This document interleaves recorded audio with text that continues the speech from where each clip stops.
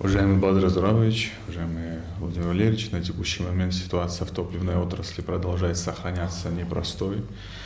К сожалению, каждый день происходят обстоятельства, которые не зависящие от нас, которые так или иначе влияют на запланированные отгрузки топлива, которое законтрактовано, оплачено в Российской Федерации.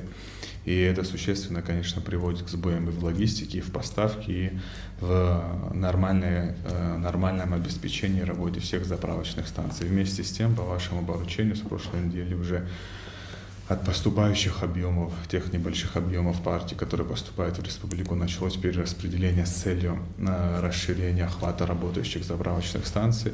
Заработали заправочные станции в Галле, в Чимчирском районе, в Тхорчалском районе. Со вчерашнего дня заработали несколько частных заправочных станций в столице Республики Абхазия, в городе Сухум.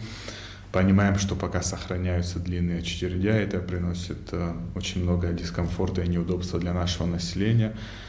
По вашему поручению прорабатываем все возможные инструменты для того, чтобы отрабатывать и эти вопросы. Но по имеющимся на текущий момент остаткам в Республике Абхазия по бензинам, это свыше 1500 тонн 92 и 95 бензина, на текущий момент традиционно для августа месяца пиковое потребление, связанное и с туристическим сезоном, и с увеличением количества наших предприятий работающих. Это, конечно, создает нагрузку на топливную отрасль в целом.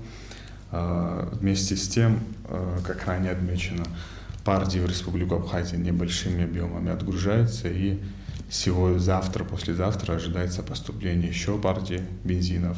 Все это нам позволяет в текущих условиях стараться обеспечивать внутренний рынок необходимым ресурсом, с учетом, конечно, ограничений, с учетом тех сложностей. Работу продолжаем.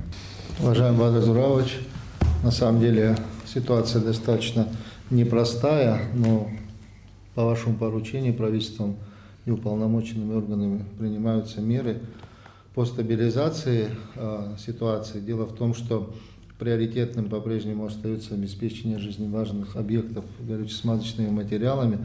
На самом деле небольшими партиями ежедневно или через день поступают в республику по мере возможностей. И здесь подключены все действующие органы, которые в этой цепочке связаны, включая и Абхазскую железную дорогу, Министерство энергетики, все целиком правительство. Очень надеемся, что ситуация будет меняться, но в настоящее время те обстоятельства, которые являются внешними, они вот создают такие предпосылки, что обеспечение горюче-смазочным материалом, в данном случае бензином, оно сегодня нестабильно для нужд Республики Абхазия.